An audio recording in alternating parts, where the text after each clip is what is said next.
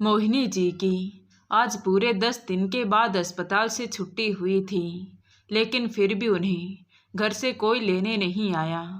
तो उन्होंने सोचा कि शायद बेटे को छुट्टी ना मिली हो और बहू भी गर्भवती है, 9वां महीना शुरू होने वाला है, इसीलिए शायद नहीं आ पाए होंगे।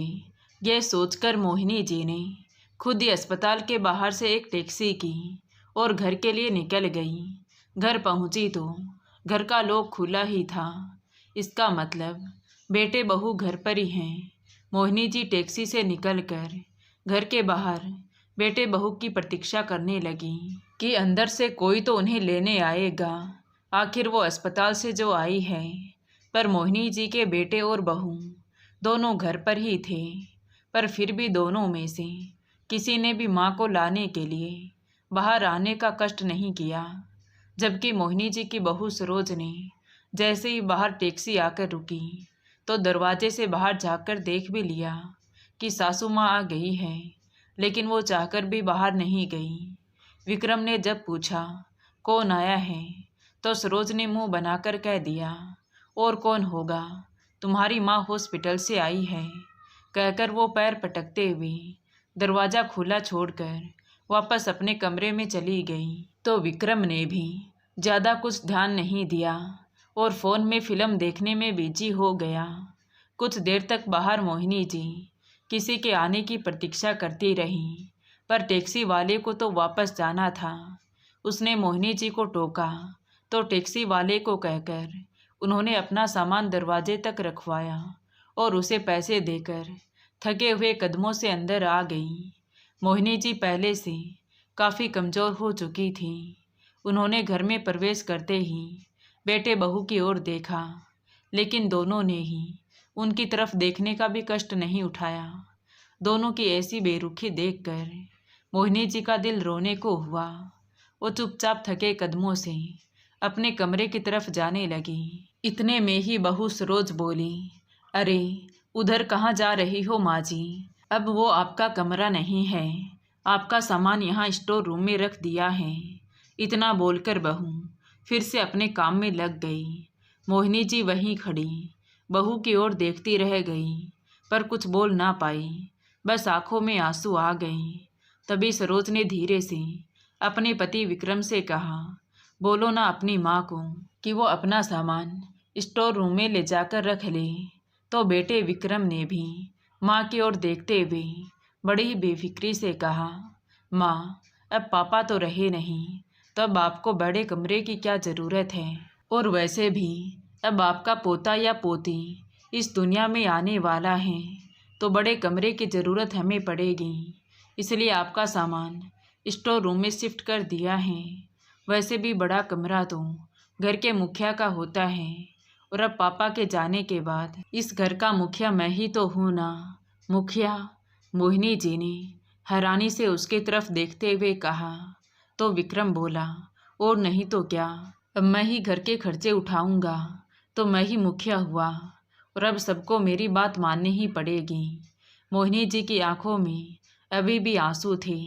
उन्होंने स्टोर रूम के पास बने छोटे कमरे की तरफ देखा तो विक्रम पहले ही बोल पड़ा, उस कमरे की तरफ तो मत देखो माँ, वो क्या है ना, सरोज की डिलीवरी के लिए उसकी बहन आ रही है, उसे परेशानी ना हो, तो इस कारण वो रूम उसके लिए रखा है। और गेस्ट रूम में तो आपको पता है मेहमान आते जाते रहते हैं। अब वो कोई मेहमान थोड़ी ना है, वो तो घर की है। कल को बच्चा होगा, कोई प्रोग्राम करेंगे, कोई मेहमान आए, तो उनके लिए वो रूम तो रखना पड़ेगा ना। इसलिए गेस्ट रूम को हाथ भी नहीं लगाया। बेटे की बात सुनकर मोहिनी जी को ऐसा लगा जैसे उनके पैरों को किसी ने जंजीरों से बांध दिया हो। वो जैसे तैसे स्टोर रूम की तरफ बढ़ी रही थी कि तभी विक्रम फिर से बोला, अरे माँ, अपना सामान भी तो लेती जाओ और दरवाज़ा बंद कर दो, और आपको कुछ खाना पीना हो तो रसोई से ले लेना। बेटे की बेरुखी देखकर मोहिनी जी वापस दरवाजे पर आई और अपने सामान को घसीटते हुए स्टोर रूम में ले गई। रूम में आकर देखा तो एक चारपाई बिछी हुई थी। उनकी शादी के समय की पुरानी गोदरेज अलमारी रखी हुई थी। और वो पुराना टेबल रखा हुआ था जिसे मोहिनी जी ने कई बार बेचने की कोशिश की, पर उनके पति रामलाल जी ने उसे बेचने नहीं दिया। कहते थे, अरे खराब थोड़ी ना हुआ है, क्या पता कब काम में आ जाए। पर ये नहीं पता था कि ये टेबल मोहिनी जी के ही काम में आएगी। आंखों में आंसू लिए वो निढाल होकर चारपाई पर बैठ गई। अभी 2 महीने पहले तक तो सब ठीक था। बेटे बहू पिता के डर से ही सही सेवा तो करते थे, घर में हंसी खुशी का माहौल रहता था। एक दिन रामलाल जी ने अपने पैतृक गांव जाने की जिद की तो मोहिनी जी ने मना कर दिया। रहने दो जी, बहू का 6ठा महीना लगने वाला है, ऐसे में उसे छोड़कर जाना ठीक नहीं रहेगा। पर जब बेटे बहू ने भी जाने के लिए हाँ कर दी तो वो अपने पति के साथ गांव चली गई। पर वहां जाने के कुछ दिन बाद ही रामलाल जी की तबीयत ज़्यादा बिगड़ गई और कुछ ही दिन में उन्होंने दम तोड़ दिया। सब कुछ जैसे वहीं रुक गया। 15 दिन के बाद पूरे क्रियाक्रम करके बेटे बहू तो वापस आ गए, परंतु मोहिनी जी को उनके परिवार वालों ने वहीं रख लिया, ये कहकर कि आपको 1.25 महीने तो गांव में ही रहना होगा। 1.25 महीने के बाद जब मोहिनी जी को गांव से वापस आना था तब भी बेटे बहू उन्हें लेने नहीं गए, जबकि गांव से पूरा परिवार उन्हें स्टेशन पर छोड़ने आया। पर विक्रम तो स्टेशन तक भी लेने नहीं गया। कह दिया कि ज़रूरी काम है माँ, मैं नहीं आ पाऊँगा। पर मोहिनी जी ने घर आकर देखा तो बेटा टीवी पर क्रिकेट मैच देख रहा था, लेकिन फिर भी मोहिनी जी ने कुछ नहीं कहा। पर गांव से आने के अगले दिन ही मोहिनी जी की तबीयत खराब हो गई तो बेटे ने उन्हें अस्पताल में ले जाकर एडमिट तो करा दिया, पर फिर ये बोलकर पल्ला झाड़ लिया कि माँ, ऑफिस से समय मिल पाना मुश्किल हो रहा है, इसलिए मैं आपसे मिलने नहीं आ पाऊँगा। खैर 10 दिन के बाद मोहिनी जी अस्पताल से भी अकेली ही घर आई। एक तो उन्हें कोई अस्पताल लेने तक नहीं गया, ऊपर से यहाँ घर का सारा सिस्टम ही बदल दिया। इतनी जल्दी बेटे बहू मुँह मोड़ लेंगे, इसकी तो उन्होंने बिल्कुल भी उम्मीद नहीं की थी। सीधा स्टोर रूम में ही पहुँचा दिया। अभी मोहिनी जी ये सब सोच ही रही थी कि तभी बाहर से शोर सुनाई दिया। मोहिनी जी ने जाकर देखा तो उनके लिए ना उठने वाला बेटा बाहर बहू के मायके वालों का स्वागत बड़े जोर शोर से कर रहा था। मोहिनी जी को इतनी देर हो गई थी घर में आए हुए, किसी ने एक गिलास पानी तक नहीं पूछा। वही बहू के मायके वालों के लिए बेटा रसोई में जाकर खुद पानी की ट्रे सजाकर ले आया। इतने लोगों के बीच अपने आप को अकेला महसूस करती हुई मोहिनी जी वापस कमरे में आ गई। कुछ देर बाद बेटा माँ के कमरे में आया और बोला, माँ, ऐसा है कि सरोज के मायके वाले आए हुए हैं, तो आप अपने कमरे से बाहर मत आना, क्योंकि सरोज को आपका वहाँ आना अच्छा नहीं लगेगा और मैं इस स्थिति में सरोज को कोई टेंशन नहीं देना चाहता हूँ। मोहिनी जी बेटे के मुंह की ओर देखती रह गई और बेटा ये कड़वी बात बोलकर तेजी से माँ के कमरे से बाहर निकल गया। मोहिनी जी पूरे 3 घंटे तक उस कमरे में बैठी रही। उनके लिए ना तो कोई चाय आई और ना ही कुछ नाश्ता, कुछ भी खाने के लिए नहीं आया। 3 घंटे बाद उन्हें लगा कि बहू के मायके वाले शायद वापस जा चुके होंगे, जो उसकी बहन और मम्मी को छोड़ने आए थे, क्योंकि ऐसा लग रहा था कि वो दोनों ही अब घर में मौजूद थी। उन्हीं की आवाज़ बाहर से आ रही थी। मोहिनी जी को बहुत तेज भूख लगी थी। अस्पताल से ब्रेड और चाय का नाश्ता ही मिला था, बस वही खाया था उन्होंने, और अब दोपहर के 3 बज चुके थे। बीमारी से उठने के बाद वैसे ही उनके अंदर इतनी कमजोरी आ गई थी, ऊपर से खाने के लिए भी इतनी प्रतीक्षा करनी पड़ रही थी। उन्होंने सोचा मन को तो समझा भी ले, पर पेट को कैसे समझाई। पेट को तो कुछ समझ नहीं आता, इसे तो जब भूख लगती है तो भोजन चाहिए होता है। जब भूख बर्दाश्त नहीं हुई तो वो अपने कमरे से उठकर बाहर आ गई और देखा कि हाँ, अब कोई नहीं है, शायद अपने कमरे में जाकर सो गए हैं। चलो अच्छा है, मैं रसोई में जाकर खाना ले लेती हूँ। मोहिनी जी ने रसोई घर में जाकर रखे हुए खाने के बर्तन देखे तो सब खाली पड़े थे। यह देखकर मोहिनी जी को चक्कर आने को हुआ। तभी खटर पटर की आवाज़ सुनकर उनकी बहू सरोज रसोई घर में आई और बोली, माँ जी क्या कर रही हैं आप? कुछ नहीं बहू, बस अपने लिए खाना लेने आई थी, पर यहाँ तो सब बर्तन खाली पड़े हैं। वो माँ जी, आप अस्पताल से आ गई हैं, ये मुझे याद ही नहीं रहा, इसलिए मैंने आपके लिए खाना बनाया ही नहीं था। अब आप ऐसा कीजिए, अपने लिए खाना आप खुद बना लीजिए, मैं तो बहुत थक गई हूँ, मैं कुछ नहीं बना सकती। ये बोलकर बहू जितनी तेजी से आई थी उससे दुगनी तेजी से वापस चली गई। बेचारी मोहिनी जी बीमारी से पहले ही इतनी कमज़ोर हो गई थी, ऊपर से भूख के कारण उनका हाल बेहाल हो रहा था। और बहू कह रही है कि मैं अपने लिए खाना स्वयं बना लूं। हे भगवान, ये किस जन्म का बदला ले रहे हो मुझसे? मेरे अस्पताल जाते ही ऐसा क्या हो गया जो बेटे बहू दोनों ही बदल गए? मोहिनी जी को कुछ समझ नहीं आ रहा था, पर जैसे तैसे उन्होंने अपने लिए 2 रोटी बनाई, चाय के साथ खाई और अपने कमरे में जाकर दवाई लेकर बिस्तर पर लेट गई। फिर अपने पति को याद करके आंसू बहाते हुए बोली कि आप क्यों मुझे अकेला छोड़कर चले गए? आप थे तो सब कुछ कितना अच्छा था, बेटे बहू भी कितना ख्याल रखते थे। आपने क्या मुंह मोड़ा कि बेटे बहू दोनों ने ही मुंह मोड़ लिया। पति को याद करते करते आंसू बहाते हुए मोहिनी जी की आंख लग गई। शाम को जब बेटे ने जोर से आवाज़ लगाई तो मोहिनी जी की आंख खुली। वो जल्दी से उठकर बिस्तर पर बैठ गई। तभी बेटा माँ के कमरे में आते हुए बोला, अरे माँ, ये कोई सोने का समय है, शाम के 6 बज रहे हैं। वो क्या है ना बेटा, दवाई लेकर लेट गई थी, फिर पता ही नहीं चला कब आँख लग गई। हाँ हाँ ठीक है, पर ध्यान रखा करो कि कब सोने का समय होता है और कब नहीं। शाम के समय सोने से घर में मनहूसियत फैलती है। इतना बोलकर बेटा कमरे से बाहर निकल गया। मोहिनी जी बेटे की ऐसी बातें सुनकर हतप्रभ थी और सोच रही थी कि क्या ये मेरा वही बेटा है जिसे मैंने जन्म दिया था, जिसे अपने हाथों से पाल पोस कर बड़ा किया, पढ़ाया लिखाया, कामयाब इंसान बनाया, इसकी मनपसंद लड़की से इसका विवाह करवाया, और आज मेरा वही बेटा मुझे संस्कार का पाठ पढ़ा रहा है।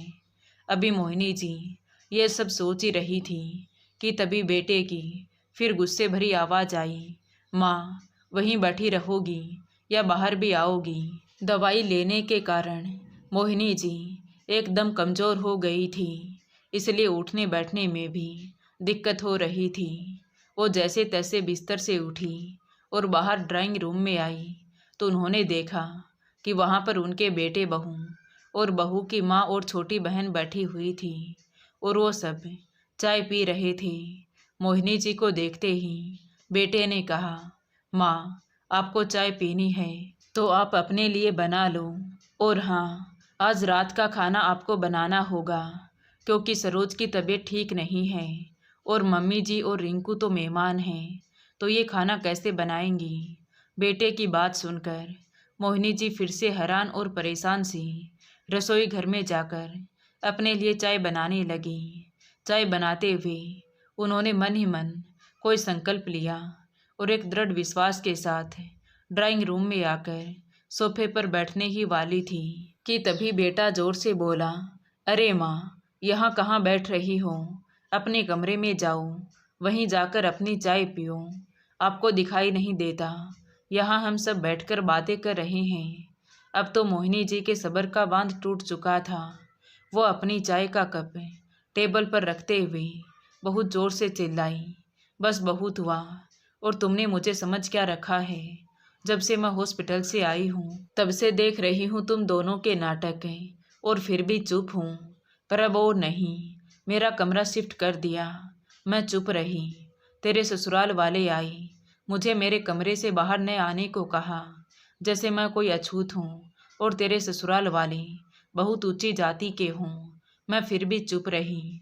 सभी के लिए घर में बढ़िया बढ़िया पकवान बने और मेरे लिए एक रूखी रोटी तक नहीं रखी। मैं फिर भी चुप रही और मैंने बीमारी के कारण कमज़ोर होने पर भी अपनी रोटी स्वयं बनाई।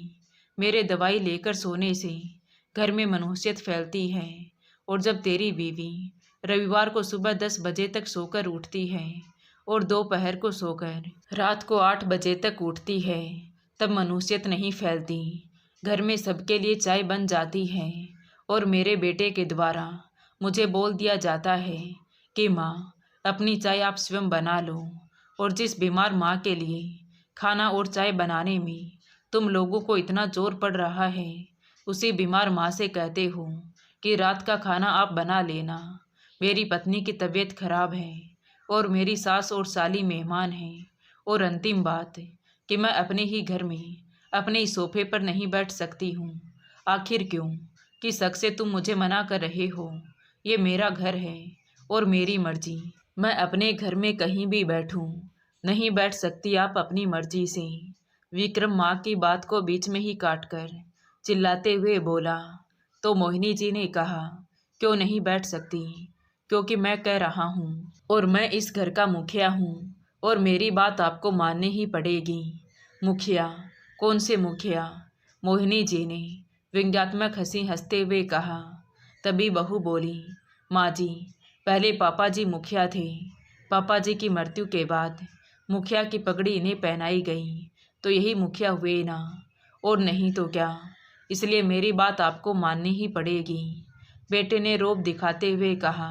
तो बहू फिर से बोली, हाँ माँ जी, अब आप हमारी कमाई खा रही हैं तो आपको हमारी हर बात माननी होगी, वरना तो अपना कहीं और इंतजाम कर लीजिए। हमने ठेका नहीं ले रखा है आपको पालने का।